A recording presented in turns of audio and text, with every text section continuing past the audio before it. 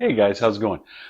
Okay, back at it again, whole hog. Okay, what we're doing today is canning beef. Ground beef. Had a request from Kathy. She said she wanted to do a whole bunch of these little buggers. It's just her and Walter in a standard seasoned beef. So what I'm doing is I'm frying up the beef here and I'm adding my SPG baby. Remember that recipe we did? If you don't know it, look back. Got a good video on this little guy right here. And man, it's the best of it, the best. It adds just the right amount of everything to everything. Okay, so I'll just do the quick thing because I've already got the big ones ready to rock and roll here. So using the Nesco, it's going to be canning for 90 minutes. Just par cook the beef. Par cook is actually a chef term. That means to partially cook or halfway to done. You know what I mean? So that way it rocks and rolls. It's like, well, nowadays we use sous vide.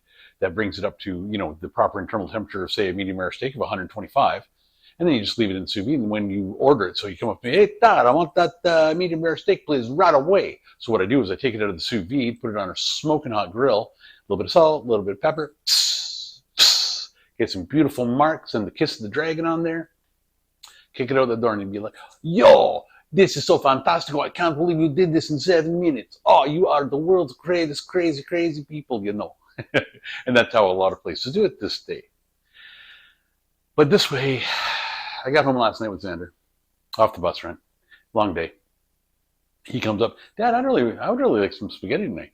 I'm like, oh, well, I don't have anything out of the freezer, so we can't do spaghetti tonight. This is the answer to that. Now, let me just, you know the basics. Okay, so what I did was I browned up the beef. This is actually beef and pork because that's what we like for our spaghetti. And as you see, the pot right there is my spaghetti sauce. So I'm getting ready to do what it's got to do. Because it got to be my Italiano itself tonight, So, okay, so I topped them up with hot water. Right? Did the poke with the Stackman 3000. Also,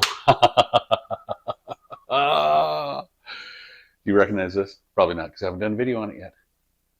This is a thing you get with your grinder to help stuff the meat down the thing. Do you know that fits a wide mouth and a gem mouth jar? It is the best packer known to man.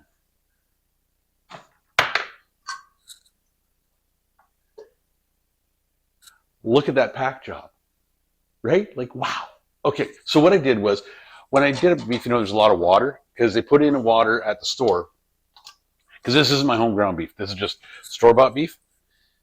They put in a lot of water at the store in order to be able to kick up the weight. I mean, if you're paying $6.99 a pound for ground round, and out of the 10 pounds, 2 pounds of it is water, well, guess what you got a little bit rooked. You know what I mean? So, but it's just how commercials do it because the commercial way is the way. Like, I was helping out a commercial butcher there last year. And he just had a whole bunch of moves to do. So he called me up and said, hey, come on and cut for me for a couple of days and we'll see how it goes. I said, sure, why not? Like, why not? Get experience in a big shop, right? So I go out there in a couple of days. We blasted off 6 moves in the first day. Man, I was tired. Like, wow. But you know what? Got it done between bus runs and it rocked. So the second day I went there, I brought him a little sausage. I did my ham sausage. We will do videos on those coming up because it's almost butcher season. People are already booking in. But he tried it and he's like, whoa. That's really good, but it needs more fat. I said, more fat? I don't do more fat. What are you talking about? Look at me. I got enough fat right here. I don't need no more fat, right? And he giggles and he goes, no. In the store, we got to put at least 30% fat in there, because that's just the way we prump up. And I'm thinking to myself, that's just the way we go with price because why not pay for the stuff you're just feeding to the dog anyways? I'm like, uh-huh. Then his wife tastes it. And she's like, Todd? You do this sausage this way, I bet you I could sell 500 pounds of it out of the store. And I'm like, I don't want to do that. Because it was just one of those things I'd made up and I thought it was good. And it was really good for Christmas time, right?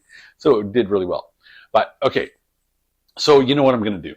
I got the 4 jars. That's 4 big jars, quarts, 4 quart wide mouths or gem mouth jars fit in here. And then I'm just closing her up, setting to vent, hitting pressure for 90 minutes. Sorry about the beeps. And I hit start. oh, look at me, I'm pressure canning. Don't be like that. Okay, so now the cool thing is, because this beef all didn't fit in those jars, because I made lots of it, now, oh, oh, mamma mia.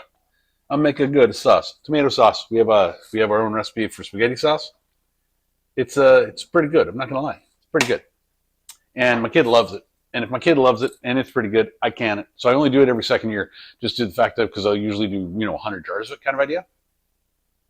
So this is the year off. Next year I'll do it. Although my tomato plants are doing pretty good. If the weather keeps up, I might have to do some this year. Actually, I think I want to try a new recipe though. If I have to say 20 pounds of tomatoes or something like that, maybe I will do Ruth Ann Zimmerman's Mennonite tomato sauce recipe. It looks pretty good.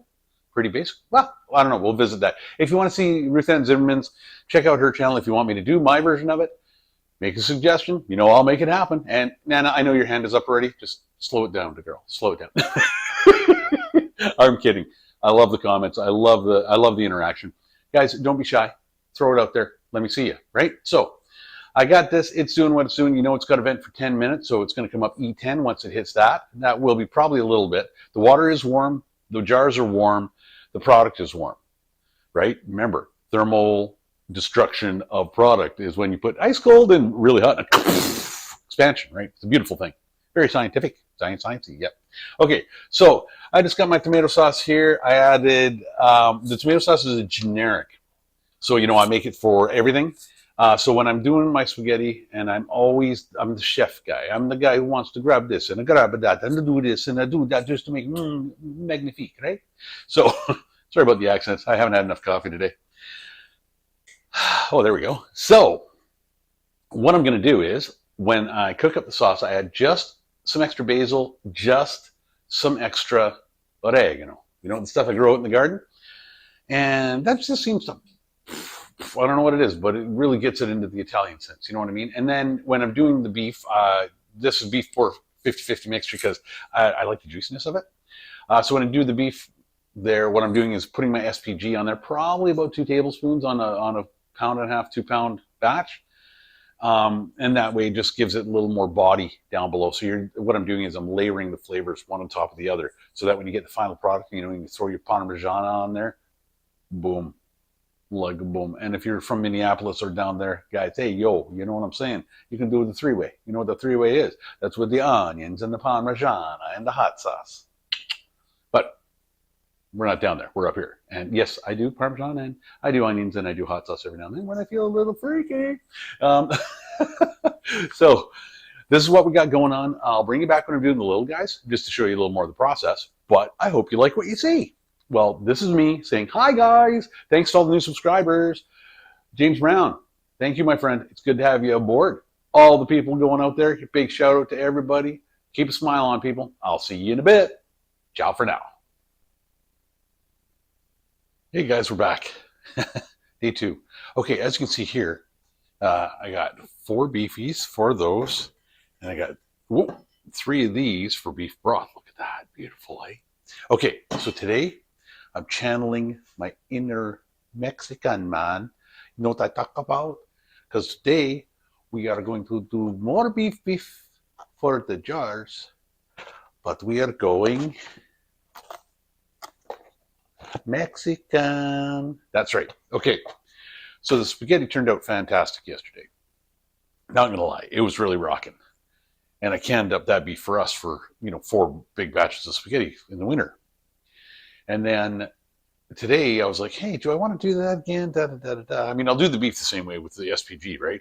Because then just season it up so I can do whatever I want to with it. Just sort of the blank slate.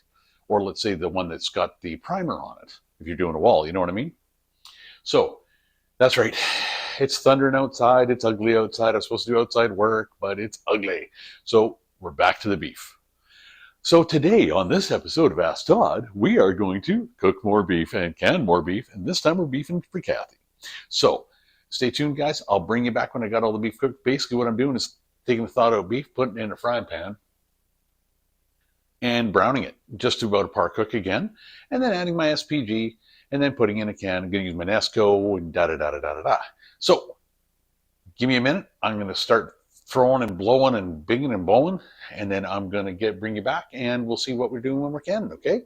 Okay. On that note, see you guys soon, and let's bring out the enchiladas, man, because we're going to do something a Mexicano. Okay, guys. Sorry for the shakiness, but I wanted to bring you in to do a close up. See, okay, all I'm doing is I'm browning the beef, just basically browning, not taking it to full temp. Okay, and from here I'm gonna do the canner thing, where I'm doing that. As you can see, I've got it on brown. So I'm going to wait till it steams, except I should put that vent. There you go. That'll help. Seamless plug of the cup. Okay. So that's what I'm doing. Just going to brown it up just like that. Then turn off the element, waiting for it. Now, you see all the liquid in there? I'm going to drain that off because I really don't want that in my can. If you want fat, you can always add fat later. Fat is flavor, I give you, but, like what I'm saying is, it's pretty darn good. Now, as you can see, the way these turned out pretty good. That one's got a little more fat, that one's a little less, and that kind of stuff.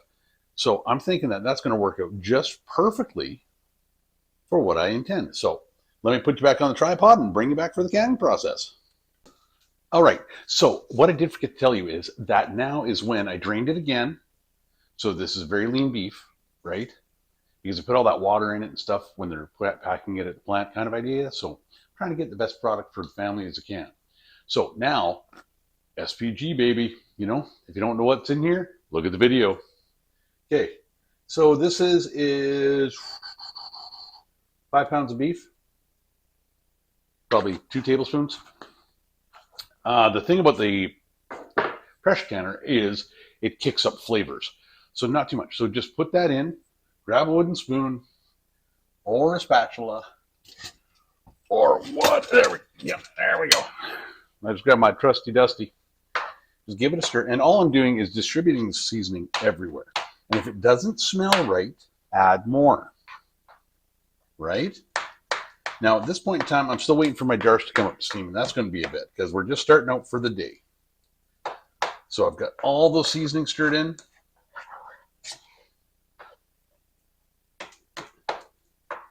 And here we go. I'm just going to let that sit and marry because the heat brings out the flavors, the dried herbs and stuff, the powders. When they grab those moisture molecules that are in the meat that are still there, they grab onto them and just bloom into a beautiful flavor. That's when you put, you add your seasonings to a sauce and all of a sudden it's like, oh, fantastico, But today is a Mexicano. Por favor. Taco meat going to be happening soon. I'm going to put it in a little pot. Hold on 1 second, amigo.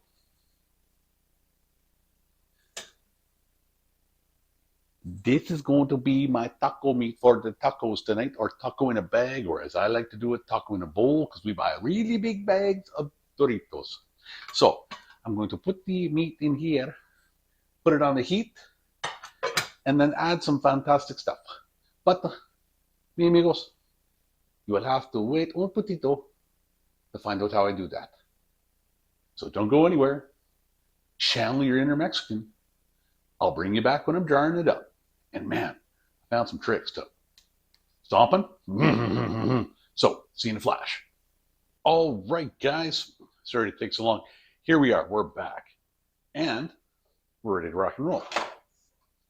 So now I've steam sanitized my jars. Let's get this over there. Now the nice thing is, and I forgot to put damn vinegar in the water again, and you know what that does? It leaves a mess. So before I do anything else, hold that thought.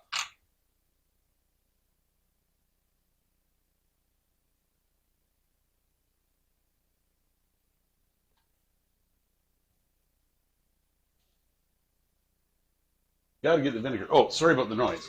This is a working household, it's called laundry. So, okay, I'm back. Here we are. I'm putting vinegar in the water. There we go. Ain't gonna hurt anybody's feeling. A little vinegar goes a long way. These jars are, oh, they're hot, man. They're hot. But that was interesting.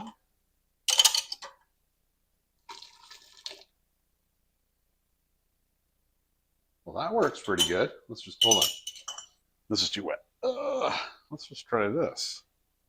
Oh no, they're going to be horrible. But maybe the vinegar in the water will clean them off.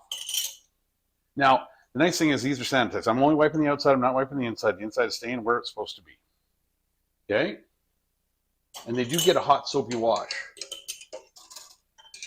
when they come out, right? After 24 hours. So I'm not too worried about that anyways. And these are going to Kathy. I mean, no offense, man. I want it to look the best it can. But, it's a fair trade. If you remember my last video, I was pleading with Kathy for jars. Well, she gave me jars. She gave me 24 of these little guys, which is awesome. Except she looked at me and went, I'm out of beef. Can you can me 12 of those beef, please? And I said, sure. And then she goes, and I'll bring you more jars. And I was like, okay, why not? Because I got lots of beef to go. And I got more coming in. So you know how that's going to go. Okay, so got the jars. Got the beef. Get the wipe. A little bit of vinegar. Oh, that's oil. That would not work well. That'd be like putting on what we're trying to fight off. It'd be like, why didn't they even seal? Okay. Got that. So are we ready? Needle ladle, and we are going to be rocking. Now, I did say I had a little trick for stomping.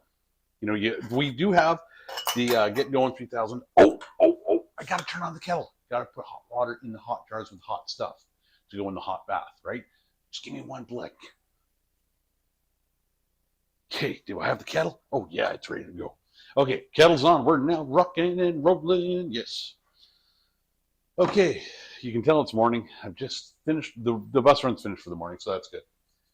I haven't had any catastrophic failures, but I got 7 kilos of beef to cook today, plus tacos to make. But if I'm cooking the beef already, taco making is pretty easy.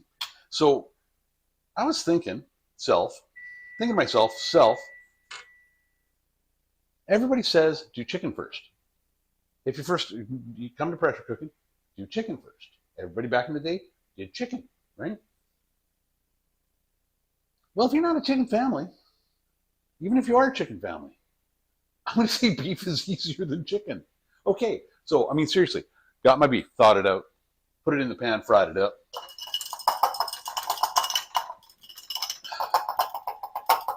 Okay, you want to see stomp trick? Okay.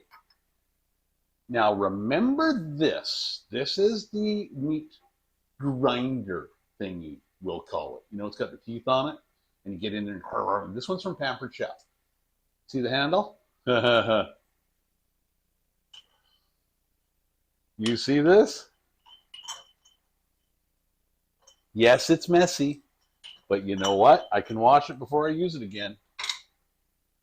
And then I can put so much more in. It'll be interesting to see how I started with 7 kilograms of regular ground beef to see what it finally works out to be in these little jars, because I'm cramming them right full. Because I got to get it out of the freezer. I stumbled upon 7 huge beef roasts while I was digging for this stuff. 7 beef roasts. Now, I'm doing Christmas this year, and that's going to be for about 20 people. Maybe 30. And I'm okay with that. Yes, I will have 20 or 30 people here for supper, and I will make food. When Grandma comes, she helps a lot, too. Because it's doing a lot of the traditional food, like, because Grandma is Mennonite. She doesn't do traditional Mennonite food. She does more Ukrainian Polish food, which is Slava Ukraine, right? Because those boys need all the help they can get. So we're going to be we do pierogies and the lesniki and all that kind of stuff. But that's Christmas. That's months away. Yes, I will bring you in for the trip. But, man of the canner, again. Guess what I got? I got something in the mail yesterday that I am going to bring out and show y'all in a very soon and up and coming video. And what this thing, let's just say, it come from Hunky Bill. Who's Hunky Bill? Hunky Bill means big Ukrainian. That's what Hunky Bill always was back in the day. So, if he's big Ukrainian, what do you think I got? Any guesses? Come on, people, give me some comments, because I'm not going to show it, and I'm not going to tell you until my next video. Right? And by the way, next video, sourdough, because I split bubbles. If anybody out there that lives close wants a sourdough starter, let me know. Bubbles is going nuts. All right. Okay, these two can come over here. Oh, those are hot, hot, hot, hot, hot, hot, hot, hot. So with the bubble going nuts, so last night I changed jars. Now I did see on Ruth Ann Zimmerman's video that she basically took just the remnants, you know, like the scrags that were left in the jar. She took the remnants, added some food to it, flour and water, equal parts, right? And it reanimated. It came back. And I was like, oh, yeah, I don't think so. Maybe that's maybe 100 years old or a 50-year-old. Maybe she got that starter from her grandma, right? Well, last night I was doing the feeding on the wing because I'm going to be doing some sourdough here pretty quick. And I got the scrags in the jar. And instead of washing the old jar, what I did was added some flour and water. And at the end of this episode, I'm going to show you what happened. But, okay, you know how it works. I'm going to stuff these jars. I'm going to put them in the canner, add water, and we are going to debubble and get going. So, shall I do one for you? My kettle's ready. Let's do one for you to show you how I do it. I mean, y'all know how to do this. You've seen me do it a dozen times before, but if anybody's new and wants to see, this is how we do it. Da-da-da-da-na-na-na. Okay, remember that? Okay, gotta get the kettle. Okay, I'm coming back. Here we go. Okay, so you got the seasoned beef in the jar. You add water. You debubble, right? Now you already packed it down with the packer. So that's good, but it's good to go outside just to get the water and all the crooks and all the crannies and get it down. Because the water helps, I'm not sure what the water is, but I guess the moisture keeps the meat moist, for one. And then once the water is over everything, because of the temperature that's reached inside the canner, safety, let's call it safety the meat. Okay, wipe it with the vinegar water, take a new lid on a new jar, put it on, finger tight, put it in hot water. Ta-da. I got to do that 5 more times. Then I'm going to get this going. I'm going to set this guy to go for 75 minutes because they're little ones. And at the end of the 75 minutes, when it turns itself off, I'll bring you back. So, guys, this is canning beef, and man, she is easy. But remember, stay till the end. I got something to show you. All right. See you in a flash, guys. All right. Here we go. Here we go. Now, what we got is got the first batch in, right? It's doing all the thing. It's doing pressure cooking for 75 minutes because of course. Ooh, that's hot, that's hot, that's hot. Second batch is done, smoking hot. It's going to be sitting here for probably about an hour.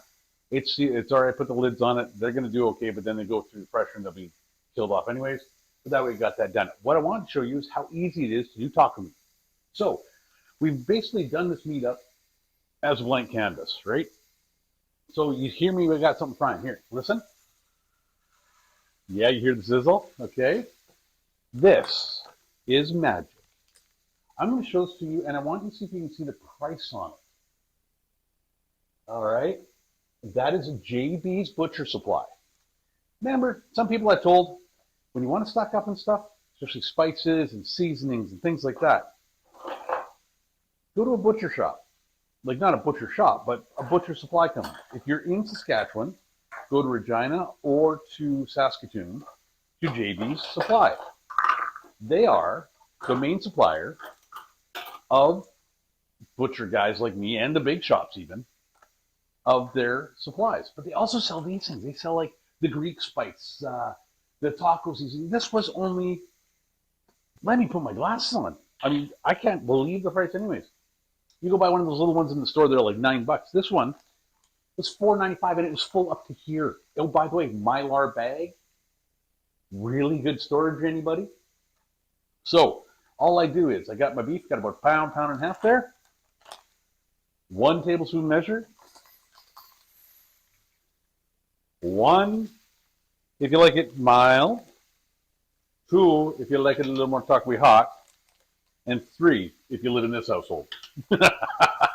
So, that's it. I stirred in, I'm done. That's it. tacos. So I not only canned 10 jars of beef. Kathy, I hope you're happy. But I also made taco meat. Well, hold on, I'll make taco meat.